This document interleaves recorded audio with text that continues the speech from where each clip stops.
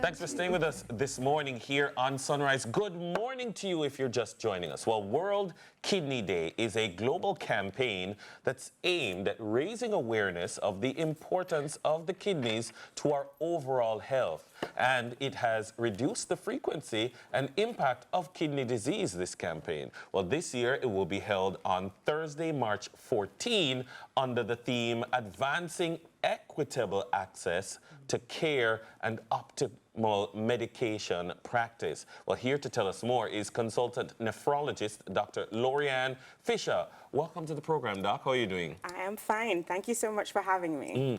Equitable access to care. Is it that there is inequity in the access to care? Yes, there is. So when most people think about kidney disease, they think about dialysis, right? Yes. Right. And, Yes. you know, in most countries, dialysis is an expensive undertaking. Yeah. In Jamaica, a lot of people who are in need of dialysis cannot afford dialysis. And this is the same in many countries all over the world. Yes. So the thought is that, you know, not everybody with kidney disease will go on to dialysis.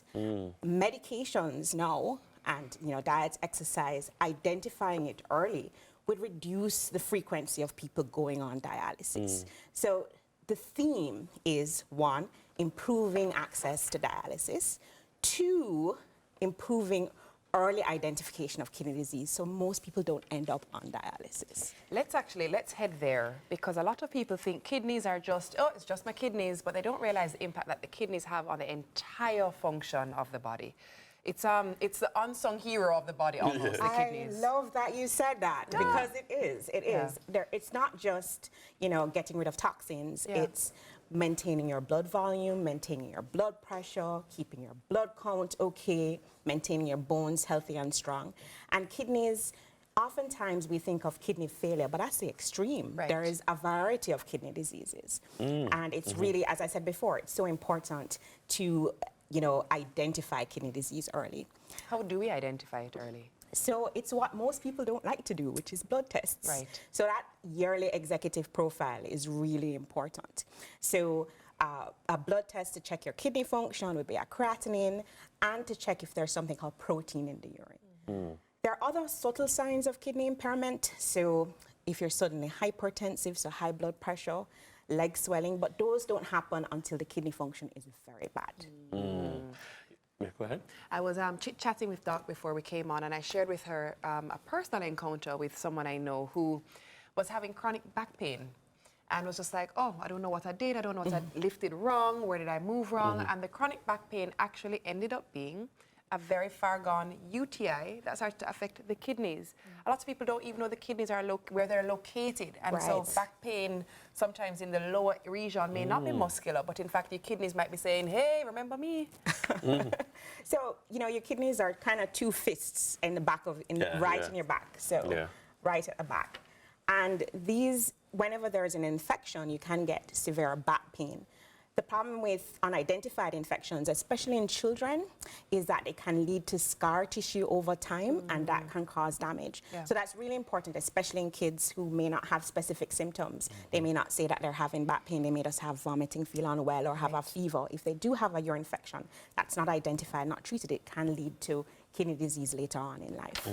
You know, a lot of people, you know, use the phrase, I'd give a kidney, because the truth is that you can survive with 1 kidney. But if you're like giving someone who has kidney disease, but the challenge that I think that a lot of people need to realize is that we put a lot of pressure sometimes on our kidneys by virtue of our lifestyle. In what ways can we maybe treat our kidneys better? Oh, wow. Okay. So there are many ways to treat your kidneys better. The best way to treat your kidneys well is actually to take care of yourself, right? Because your kidney is a reflection of your overall health. So things like diabetes, hypertension, prevention of that is by doing things we don't like to do, like not eating a lot of salt, low salt diet, right? Exercising, maintaining a normal weight, checking on things like diabetes and hypertension. So you don't, you don't develop those things. And if you do develop diabetes and hypertension, you're on adequate treatment. And that helps to prevent kidney problems. And just to hear things like, you know, powdery seasonings and black pepper and things like that, that, you know, in other words, telling you to go back to the more natural things and avoid certain I think things. it's a sodium powder is the thing. The sodium. So I think the problem is that a lot of our food already has sodium built in it. So when you eat KFC, you have a ton of salt. When you eat saltfish, it's in the name, salt, right? Yeah. So I think what's really important is recognizing, yes, natural seasonings are better because they don't have salt in it, right? So I think it's recognizing that the importance of eating healthy foods and having a healthy options. What about smoking and drinking? Oh, well, smoking causes blood vessel damage, right? It not only affects the kidney, it can affect the kidney by indirectly affecting the blood vessels going to the kidney, right? So smoking, drinking alcohol as well in excess, right? Because that increases blood pressure and the kidney doesn't like high blood pressure. So again, the things that we don't like to do, which is taking care of ourselves. For the Kidney Week, for the World Kidney Week this week, let's expand a bit more on the theme. I know we mentioned equity before and accessibility. How are we doing in Jamaica when it comes to, you know, even say an NHF and the offerings of the NHF, which I know are fantastic, Yes. but still access to each person? I love that question because one of my pet peeves is that chronic kidney disease is not on NHF. High blood pressure is on NHF, diabetes is on NHF, lupus is on NHF, but CKD, which is this big disease, 850 million people in the world have CKD. About 1 in 8 Jamaicans, based on our estimates, have some sort of kidney impairment. So that's a lot of Jamaicans. Is that why? Right? Because it's so many and then it's so potentially expensive to treat? Well, a lot of the treatments that we treat for hypertension and diabetes also helps with kidney disease. So there are new medications now, which is why the theme is medications this year, because there are new medications now that have been shown in many big studies to help to reduce the rate at which kidney function declines. So you say that that's expensive, but preventing kidney disease is actually less expensive than treating kidney disease. So if you have less people on dialysis, that's much cheaper for the government than actually investing in these medications. Well, definitely one to focus on. It's something that we need to continue the conversation. So if persons want information during World Kidney Week, where can they go? Okay, so a great resource is Jamaica Kidney Kids. They have awesome backative, and I'm going to praise Dr. Marilyn Miller for the pioneering work that she's done. And also, you can follow me. I have a lot of stuff on Twitter, well, X. We can't get used to it. Yeah, I know. I'm at Nephlori. We'll be posting a lot of stuff. I'm actually a part of the International Society of Nephrologists.